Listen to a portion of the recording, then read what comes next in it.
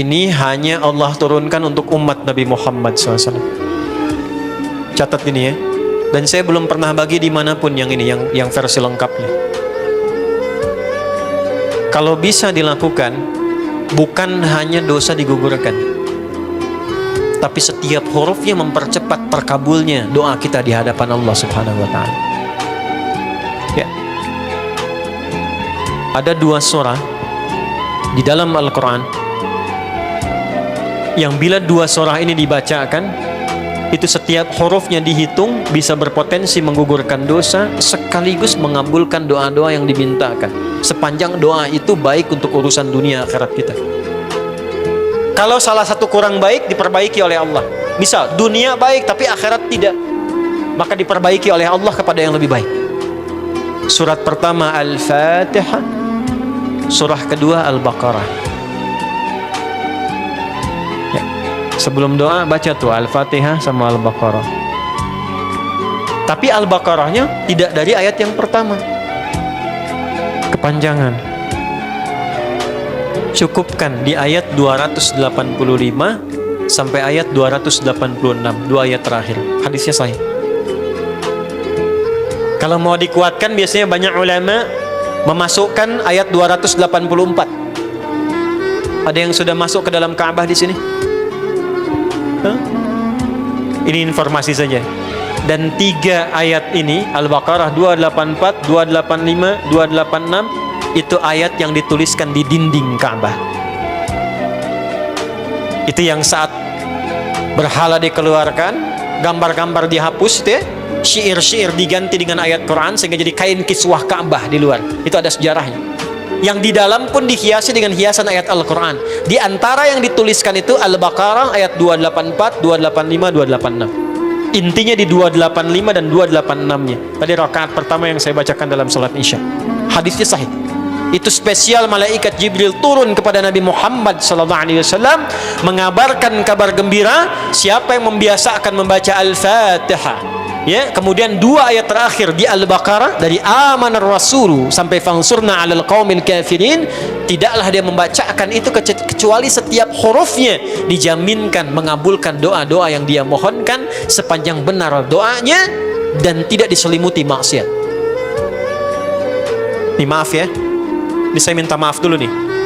Kalaupun Anda benar doanya khusyuk sampai nangis, tapi ada selimut maksiat dalam permohonan doa itu pengabulannya mental lagi. Hadisnya sahih.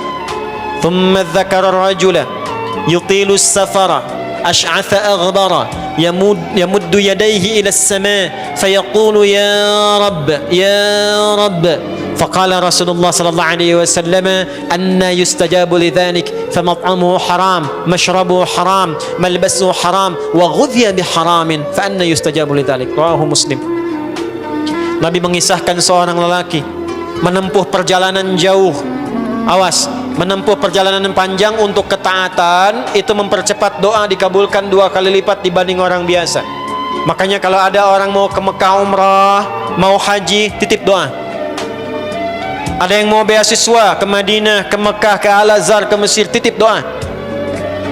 Saya biasanya kalau mau berangkat umrah, Ustaz titip doa, ayo tulis banyak tuh. Nggak saya baca. Saya simpen aja, ntar dekat Ka'bah, ya Allah engkau maha mengetahui. Ya, mohon kabulkan semua doa-doa ya dari teman-teman jamaah yang dititipkan dalam kertas yang telah mereka tuliskan itu. Simple Pak, daripada capek kita bacakan satu-satu. Dan alhamdulillah biasanya ya insya Allah terkabul. Insya Allah. Itu perjalanan jauh. Nah orang ini menempuh perjalanan untuk sekedar berdoa. Safar. Ya, safar yang baik. Kemudian yang kedua, yamuddu yadayhi ilas sama, dia mengangkat tangannya ke langit. Ini saya tidak bermaksud mengajarkan ya, cuma menunjukkan prakteknya begini nih. Ada yang bisa bantu saya nggak? 1 orang maju. Cepat. Yang depan aja, depan. Jazakallah khair. Mohon pegangkan mic sebentar ya. Makasih ya. Lihat sini. Gini. Nah, jazakallah.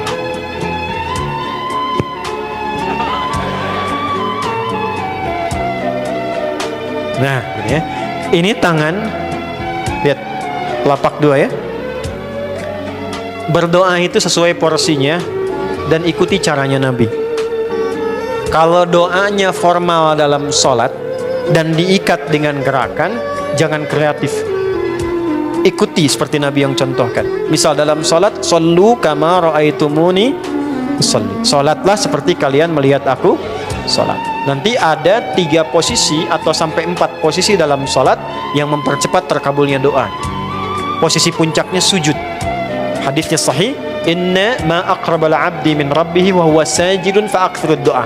Keadaan terdekat antara hamba dengan Rabbnya adalah saat sujud, maka perbanyak doa saat sujud. Tangannya posisi sujud begini, menempel. Jadi nggak usah begini.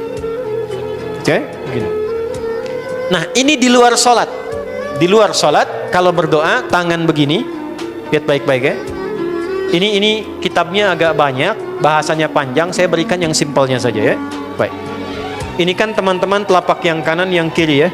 Padukan begini. Ya. Lalu setiap Anda kan pasti punya garis yang kanan dengan garis yang kiri. Ada kan? Itu membentuk keseimbangan. Kos ini bukan ilmu otak-atik ya. Ini ada sanadnya nih. Pertemukan 2 garis itu sehingga seimbang tangan ini. Tuh. Ini masalah sederhana tapi poinnya penting sekali. Sudah? Cara yang pertama begini. Ini di luar sholat dan bukan dalam posisi saat istisqa, saat minta hujan. Begini. Sudah? Pertemukan. Lalu letakkan sejajar dengan dada di sini. Ya. Jadi kalau dada itu ini posisinya, ini nahar di sini. Ini ada rongga dari bagian atas dengan perut, ada rongga kosong. Nah, ini yang disebut dengan sodrun di sini. Ya, kalau kita meletakkan telapak tangan saat sholat begini, letaknya di sini. Yang ini perut, yang ini nahar. Doa itu di sini. Jelas? Semakin kita memohon dengan lebih sangat, naikkan sedikit begini. Sudah? Kalau istisqa, minta hujan, agak lebih tinggi ke atas. Nah, ini cara mengangkat yang standar di sini untuk memohon. Jelas? Oke, jazakallah khair. Nah, ini orang ini dia mengangkat tangannya. Jadi melakukan perjalanan jauh, mengangkat tangannya, ya muddu yadaihi ilas sama. Orang yang berdoa dengan mengangkat tangan itu dijawab doanya oleh Allah lewat keterangan Nabi SAW, itu bisa kama qala 2 kali lebih cepat dibandingkan dengan orang yang tidak mengangkat tangan saat berdoa. Jadi Anda cuma sekedar doa dengan mengangkat begini, itu lebih cepat potensi dijawabnya dengan mengangkat doa. Ada seorang bertanya pada Nabi SAW, hadis sahih, ya Rasulullah, bagaimana pendapatmu dengan seseorang yang meminta kepada Allah dengan mengangkat tangan, atau kama qala? Lalu Nabi mengonfirmasi, bertanya balik, bagaimana kalau ada seseorang memohon kepada Anda dengan mengangkat tangannya? Pak, tolong Pak, tolong Pak, tolong, gitu kan? Di depan rumah Anda 1 jam begitu, Pak, tolong Pak. Kira-kira Anda beri atau tidak? Minimal kalau Anda nggak punya kemampuan, Anda referensikan atau beri sesuai kemampuan Anda kan? Angkat tangannya. Dia jawab, saya malu kalau nggak ngasih. Apa kata Nabi?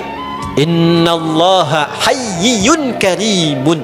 Allah itu lebih punya sifat peka untuk merasakan malu pada hambanya kalau dia tidak memberi ketika hambanya mengangkat kedua tangannya.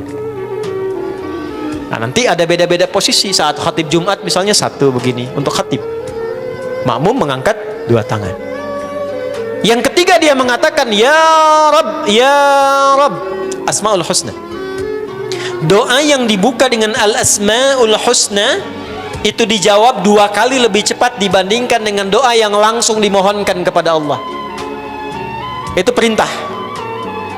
Tahu Nabi Zakaria? Nabi Zakaria apa ujiannya?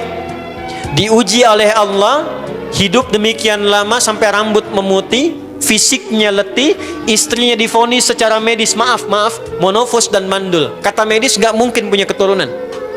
Maka beliau berdoa kepada Allah dan dalam doanya dimulai dengan Al-Asmaul Husna. Sebelum sampai ke doa itu di Ali Imran ayat 38 sampai 39, buka dulu Quran surah 17 Al-Isra ayat 110. Ini perintah langsung dari Allah.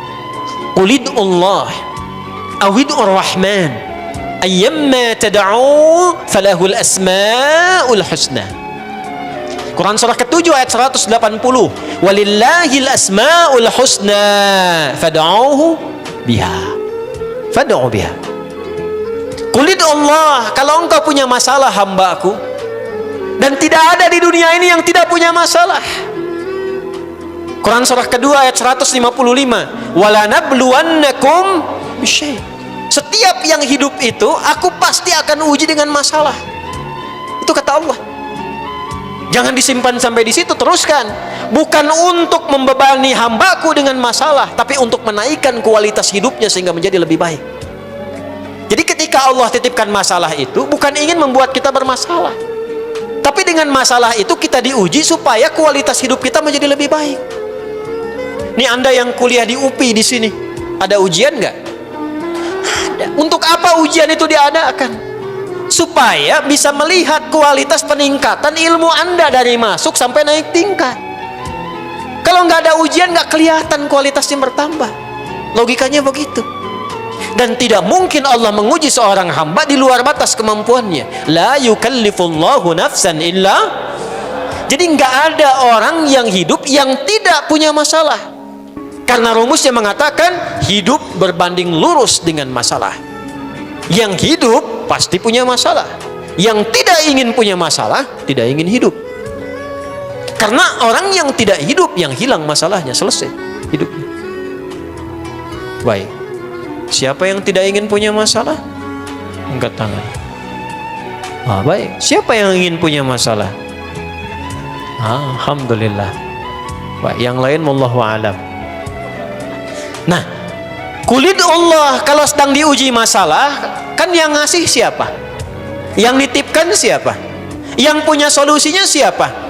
Kalau Anda tahu yang punya solusinya Allah, kenapa curhatnya bukan kepada Allah? Kan sudah dicontohkan di Quran, kalau punya masalah curhatin ke Allah. Quran surah 12 ayat 86. Sejak era Nabi Yakub, masalah di rumah tangga, anak bermasalah, curhatnya pada siapa? Allah. Innama ashku bathi wa huzni ila Allah. Aku tuh kalau punya masalah, sesedih apapun, curhatnya Allah.